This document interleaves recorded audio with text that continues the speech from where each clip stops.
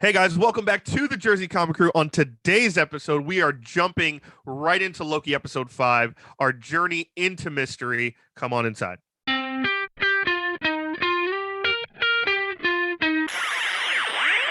What's up, everybody? Rob and Chris here from the Jersey Comic Crew, bringing you a new review and reaction to Loki Episode 5, Journey to Mystery, the penultimate episode for the series. Now, this is your spoiler warning, guys. We're going to talk about the events of this crazy, high-powered episode. So if you haven't watched it, I highly doubt you haven't already. But if you haven't, be wary that they're going to be spoilers. And guys, before we begin, you know what I'm going to say here. Make sure you hit that like button, comment down below, subscribe, hit that bell icon. All the stuff that we need you to do on YouTube to keep growing, to keep making you more content. And more importantly, better content like this. So, Chris, this episode, I got to say, shook me to my core. I loved it. The fact that, like, they're in, like, this weird place. They got a name. It's called the Void, right? Yes. And he's standing with all the other Lokis of himself. And they're saying, hey, the reason we get sent here is because of that thing, and they point to this big purple cloud monster. It starts with an A. Alioth? Alioth, yeah, the Alioth. It's actually a comic character, funny enough, this giant cloud monster. I thought that name sounded familiar. Yep, he's actually tied to Kane the Conqueror. Surprise, surprise. Interesting. Yeah, he's actually in the comics. He's locked in like this temporal entity situation, very cosmically weird Marvel stuff, right? Okay. And he's locked in a struggle with another character named Tempest, who is this being that's kind of created for limbo, which is kind of what the Void is, right? It's kind of like this Loki limbo. When you get pruned, it's like this limbo universe. Mm-hmm. And he's also fighting this character called Immortus, who is the gardener of time, which I thought is very interesting because we saw a lot of grass, a lot of overgrowth in this Void world. So I wonder how, and maybe if possibly the gardener of time, Immortus, could be tied in. So Immortus, the gardener of time, possibly could be in this as well, but we don't know for sure. Okay. But Alioth, as this main kind of character in the Void, does have comic ties. His first appearance was in Avengers: The Terminatrix Objective. If that isn't a 90s cover band for you, I don't know what is. But that was his first appearance. He's actually a 90s character, so it's not that far away. But something that kind of never thought anyone would see in any type of DC universe. Marvel universe. What am I talking about? And unless you read that comic, nobody's going to remember this kind of character because he hasn't shown anything in the last 15 years or so in comic lore, right? But it was great to see the Lokis all band together, get taken to the secret base, and they all kind of like tell their stories. We know that Kid Loki killed Thor. We had Alligator Loki. I still don't know what Alligator Loki did to get pruned, right? What really got me, Boastful Loki said he took the Infinity Stones, he did this, he did that, but like he's lying. Everybody says you're a liar because that's what you do. But what really got me, Chris, was the older Loki, right? The original Loki said, "Yeah, I focus all of my stuff on magic because that's how strong we are. The daggers actually are limiting us. I created a realistic hologram so real that Thanos thought he killed me, and then I left, went on a planet and hid for years and years. I started to miss my brother and then left," right? So what that got me thinking, one, tragic story, but two, like obviously the TVA didn't want Loki doing stuff, right? Yeah. They were fine with him being isolated, and him living was not the catalyst event. It's when he left off that planet that they, or whoever's behind the TVA, said, hey, no, this strong Loki, gotta get rid of him because he might cause trouble for me down the line, right? So that was like my first inclination, like, oh, stuff's going down. Yeah, no, definitely. And there's this kind of, thought in the back of your head of like, oh, is this kind of like our Loki's path to getting back to the main universe, right? Is he gonna get this, like, is he gonna learn how to use his power more and realize how strong he is, which you saw a little bit at the end? Yeah. But is that gonna be something where like maybe him and Sylvie kind of hide in the universe and kind of let the Marvel universe have their thing, and instead of being alone like Richard E. Grant's Avengers 1 Loki, or the A1 Loki as I like to call him, is he in the void of Earth and kind of, he's always lived in a void, right? He was kind of by himself and had to hide from Thor and kind of let the events of Avengers Infinity War and Endgame happen in his timeline while he just sat kind of on a rock and just watched it all happen. And is that something that our Loki's gonna like, hey, if I could get back, at least he'll have Sylvie or have some companion? I think it's more about the points of the power scaling, right? And bear with me a little bit. We saw that at the end, like him and Sylvie teamed up and they did some crazy stuff. Don't worry, I'll get there. And then we see older Loki's like, hey, I can do all this stuff, right? That means our Loki has to get stronger because in the Marvel Universe, we're getting to the point where everybody's getting stronger, right? Thor's on a whole nother level. The Guardians are getting to a whole nother level. And it's kind of like Loki, who just does the magic tricks and stuff, he can't really compete or compare with everything else. And especially if the universe gets progressively bigger, right? Yeah. And I think it's more like we're creating not necessarily a divide in power, but like you have the Avengers level characters are going to be that much stronger than the street levels, right? Yeah. And Loki, as he currently is in the Avengers universe before the events of this episode, he's kind of like a street level kind of guy, right? Like you can do magic tricks, you can do this, you can do that, but you put him against like Iron Fist is going to slap the shit out of him, right? I don't know about that. I mean, he is a god in the form of like... I'm talking about like what we have seen here versus like what like Iron Fist can do, right? So it's like Loki needs to get stronger for the MCU, not comic standards. Like comic standards, he's insane. So that way people are like, oh yeah, Loki's strong, instead of saying Loki will get destroyed by Thor. I mean, hell, Drax could hit like people are starting to think that. So Totally. I think it's important for him to reclaim his godhood status to do all these crazy things. No, I'm totally with you. I think his power set has needed a little bit of growth for a while now. Ever since kind of Ragnarok, right? Like as great as Ragnarok is, he's almost useless. He's kind of like I'm flipping knives and cutting people and punching, where it's like give me like the Loki mystical Where's your shit, magic? you know what I mean? And you're right, we are going into a period now with the MCU where there's a lot more mysticism, right? The Scarlet Witch is realizing her full potential. Yeah. We know it's going to happen with Doctor Strange. You know, we know there's a huge chance characters like Mephisto, we know Kang the Conqueror's coming eventually, and the threat for Avengers is never going to get smaller than Thanos. It's only going to be upped and bigger. Eternals, gods, Celestials, all that stuff. So, yeah, if Loki is going to be a part of that in some way, you would think we got to start upping this guy's like power level a little bit. So moving on, one of the things we talked about last week, Chris, was President Loki, right? Yeah. We all thought President Loki was our Loki, right? Tom Hiddleston, because every other Loki that we've seen looked completely different from Tom Hiddleston. Marvel pulled the wool over our eyes. It's another variant Loki.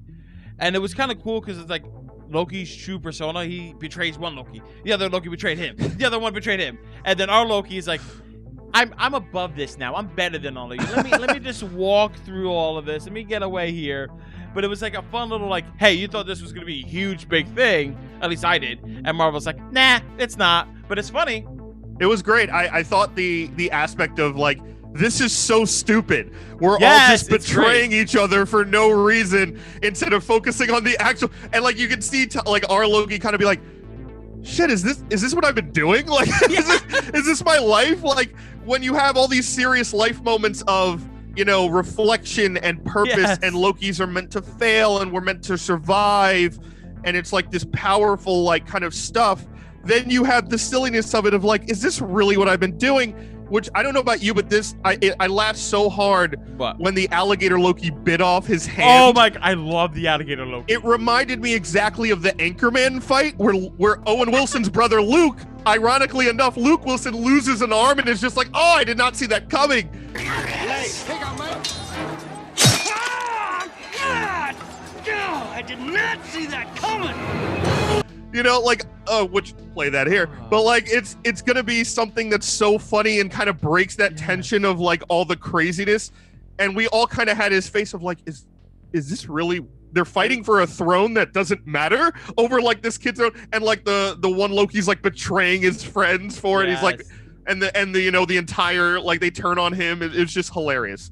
I really hope that Alligator Loki is a thing. Hear me out. Like after like he's back in the main universe, Loki, he can be like Hook. He can have a little alligator or a giant alligator that just flies around, does magic, and attack people. I would love that. I don't think it's gonna happen, but I think Alligator Loki needs to be a thing. I can see great things with that. I'm all about it. I think it's hilarious. I think what they had with Alligator Loki in this episode was very entertaining. I think whether it's him just attacking people's hands and biting, or just like, hey, like he sits in like everyone has like a chair. He's in like a little kiddie pool. Yeah.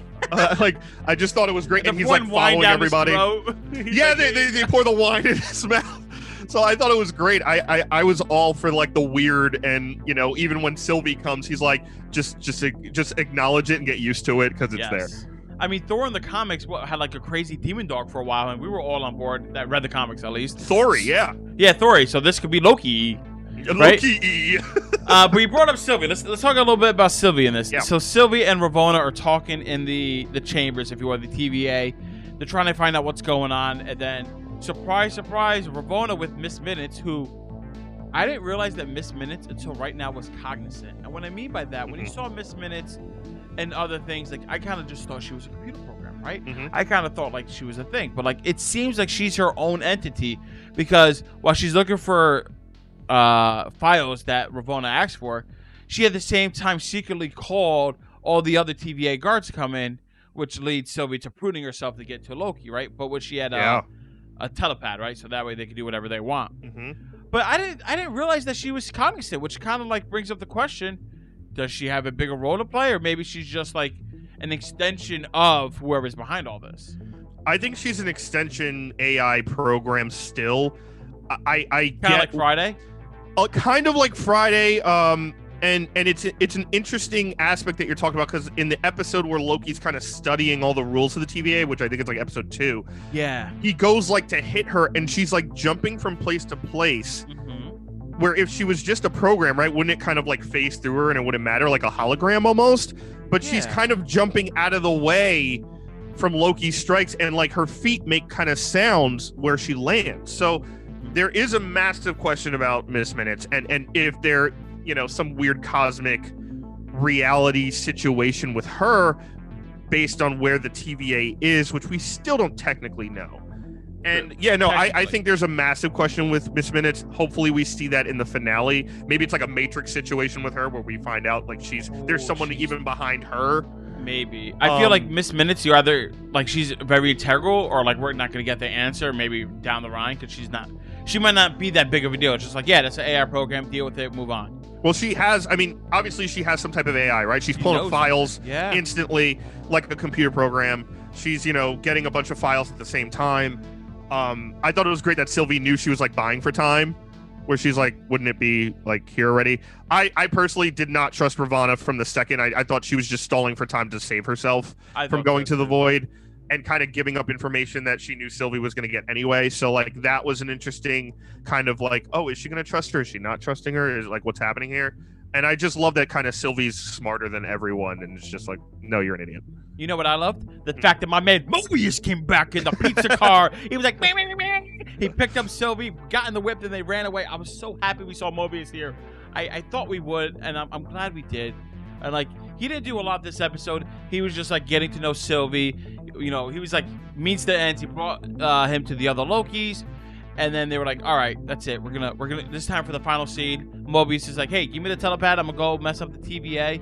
I think personally, Mobius is still gonna run the TVA. Ooh. I think he's gonna take it over, destroy what it was, and actually do what it's supposed to for good. And like before it got corrupted, right? But the big thing here, they're going against this freaking purple dragon, man. Like, how awesome was that? That was great. That was absolutely great. I loved, before we get to the epicness of that. I know. I rushed. I got it. Go ahead. I got to talk about a scene that I absolutely loved, and I know you loved as a 15-year-old girl, and I was like, shit, I'm Rob right now. But the aspect of they kind of took down the craziness just for a bit. We had our kind of moment with Loki and Sylvie kind of reconnecting, all these questions about like, can I trust you? And he does like where he makes the cloak. Oh, that was so corny and then cheesy, but I loved it. I loved it. And then he extends it around her, and it's like that awkward high school teenage moment where it's like, will they kiss? Won't they kiss? I'm too nervous to kiss her. She doesn't trust me. I don't know if she wants to kiss me back. So, it was fantastic. Real quick, I might not be on board for the Sylvie Loki thing, right? But you were on board for the Daenerys thing. I'm a savage. I don't know what to tell you. You are nasty, sir.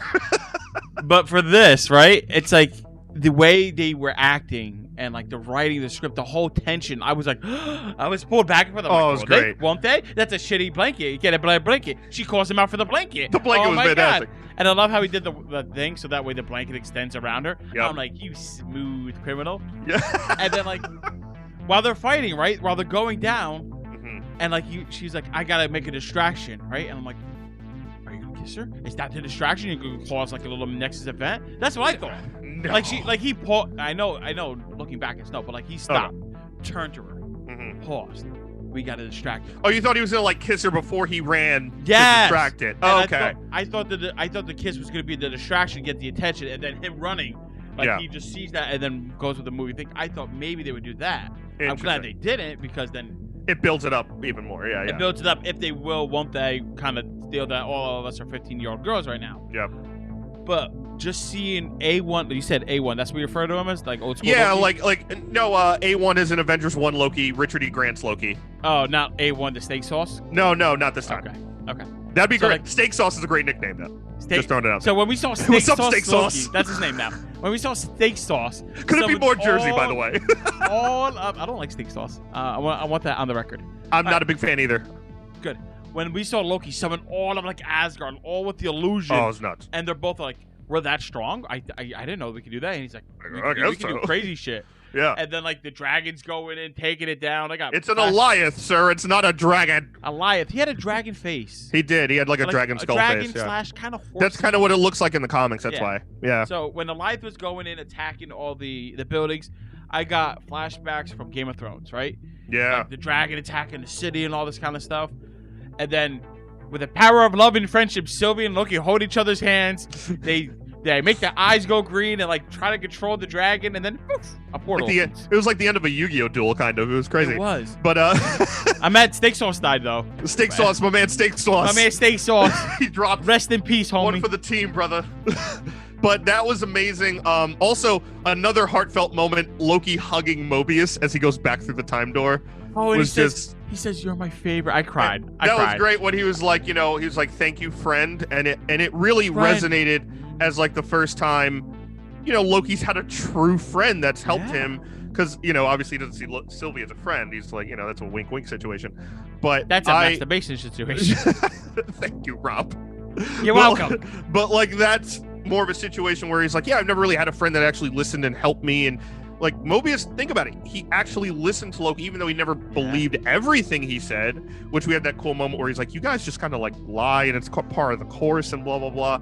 It's all about the game within the game. The game within the game. And so like he's going back to the TVA. I think we're going to see an epic showdown with him and whatever that, is going to happen with Ravonna at the TVA. Yeah. But that goodbye was great. I loved the aspect of Wizard of Oz, just like the magical doorway to the castle at the end of this, game within a game per se. And now we have this epic, who the hell is in the castle at the end of this, as their powers are growing, their, relationships growing, the whole 9 yards. So let's talk a little bit about the castle at the end, right? Yeah. If you watch the last video, we talked about Kang, right? And his Chronopolis, right? We think the TVA is Chronopolis. Maybe it's not the TVA. Maybe it's this castle, right? That's outside of time that the dragon was protecting at the end of time. I can see that. I can see that definitely being the case, right? It is so, I don't want to be on the Kang train, right? Because I was on the Mephisto train and I felt dirty, right? I felt used and abused by Marvel, right? I'm just sitting here, I'm like, who can it be? Is it Mephisto now? Is it Marvel? the Watch? Yeah. Is it the Watchers? Who is in the castle? If it's Oz, let's just say they go straight. It's Wizard of Oz, right? I don't know. Is it a Loki? Is it a crazy Loki? I don't know what to expect. It's hard for me not to say Kang when all the evidence is pointing to Kang the Conqueror. You have Alioth, strong ties to Kang. You have this city that's outside space and time at the end of the universe.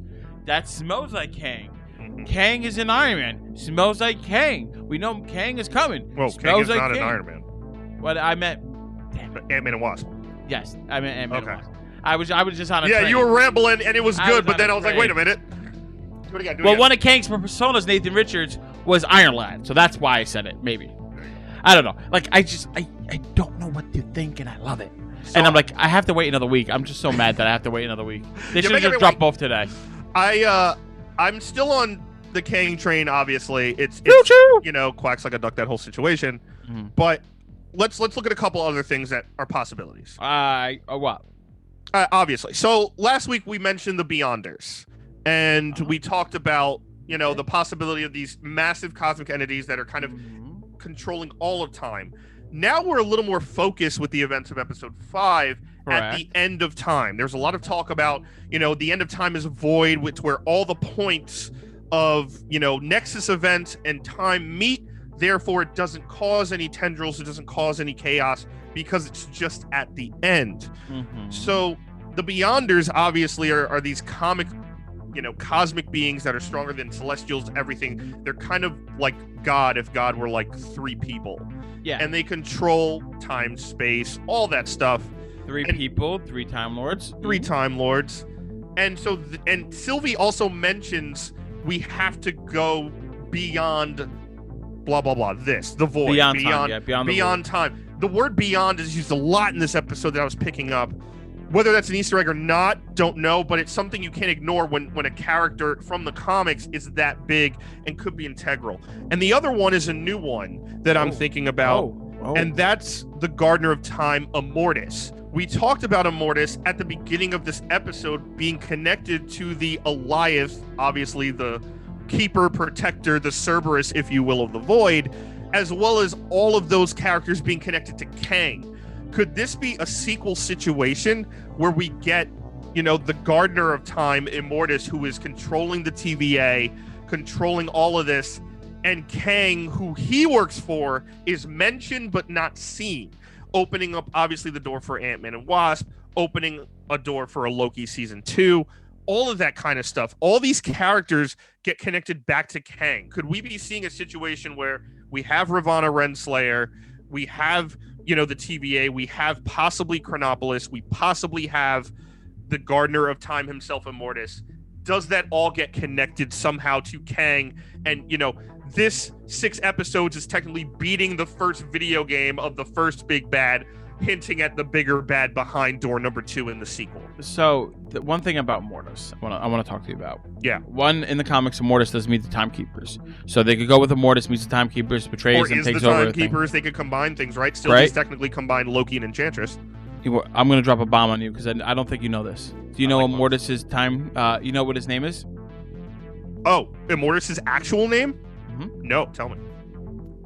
Nathaniel Richards. The same name as King of the Conqueror! It's another one of his personas, I think. I don't know. So, like, the reason I say I don't know and I think, right? Because Marvel got really weird and convoluted with the time, and they thought being weird and convoluted meant for greater story because they're out there, right? So, and like Nathaniel Richards as a character was originally like on a Fantastic Four. Then another version of him was Iron Lad, who then became Kang, and then another Nathaniel Richards became Immortus, and they both existed at the same time because he kept breaking time at different places, right? And it was like, it's very comic book, guys. It's very, very. It's dense. It's so dense. It's not good. Like, I'll be honest with you, it's not good. Like, no, it's not. I try to read them. It's not, because they didn't have the concept of time like we do, and like when you write time today, I mean, it's also different style of storytelling, right? Absolutely, it's old, right? And I'm like, okay, so what if it's all of this, right? What if this is Immortus? This could be Immortus, right? Because Kang has 3 faces. If they keep this, and this is Immortus, known as Nathan Richards, and then we see this one version of him at the end of time who goes back in time to somebody else who's known as Kang, so that way they could develop all this. I can see that. I mean, if you throw Nathan Richards in there as, let's say, we're not calling him Kang, right? We're just calling him Nathan Richards. The hint is Kang, the hint is Immortus, the hint is these characters. It's hard to do that because, like, in this scenario, like, Nathan Richards is Immortus, Nathan Richards is Kang. Yeah. But he isn't at the same time because, like, it's like he evolved to take on a different persona. He looks nothing like them. And he may not know he's Kang. You know what I mean? And in the MCU, that happens, a lot with characters, whether they're combined. Like I just said, Sylvie is kind of Enchantress and Loki combined.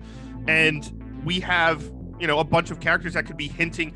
Again, we know this show is supposed to connect to, out of any show so far, connect to the MCU as a whole.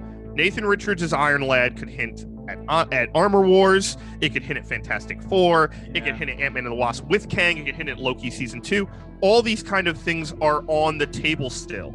Yeah. So I think Immortus is someone we can't count out. I think he's more realistic right now than the Beyonders. But I still think Kang. I think Kang is still first in line of whether he's mentioned by the end of the finale or we see him by the end of the finale, there's no way this isn't Kang.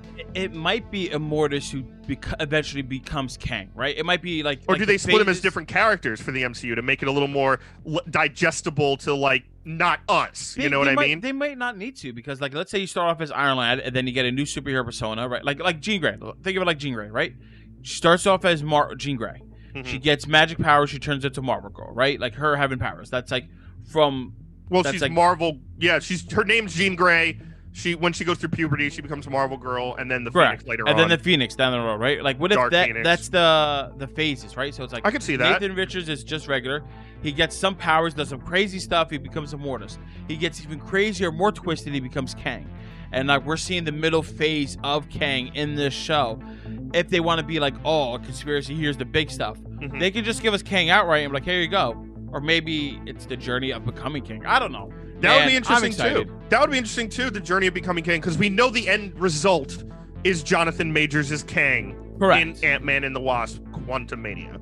So that has to be the end result. Whether or not they take that character persona and make it Nathan Richards, or he is just Kang the Conqueror, there's a chance too they could split up these characters and make the comic, like you said, it's dense, it's crazy, it's not necessarily good comic reading. Make it digestible for not only us comic fans who have to read all this shit all the time, but also the layman's person who's just a fan of the MCU, and make Immortus a different person, Kang the Conqueror a different person, and possibly Iron Lad, Nathan Richards a different person. I mean, they did that with the Infinity War and Infinity Gauntlet stuff like that. Reading the comic, it's dense and it's not necessarily as good as some of the stuff today. Yeah. But they did a palate cleanser. They reduced it, made it great, and like enjoyable. Keep the core concept. They kept the core concept, right? So, guys, that is our review of Loki Episode 5, A Journey into Mystery. Thank you so much for watching. Let us know down in the comments below what you thought of the episode and what's going to happen at the end. We're all excited to know. And guys, please give us a thumbs up, really helps the channel out a lot. If you're brand new, subscribe and turn those notifications. You don't want to miss anything else with Loki. We have another episode. We did not forget about those Easter eggs in the void. We're going to break them all down in the next episode. You don't want to miss our coverage of the finale of Loki either. So what are you doing? Turn on those notifications, subscribe. You can catch us on Instagram and Twitter at Jersey Comic Crew as always. And I'm Chris Heller. That is Rob Moran. We're the Jersey Comic Crew, and we'll see you next time.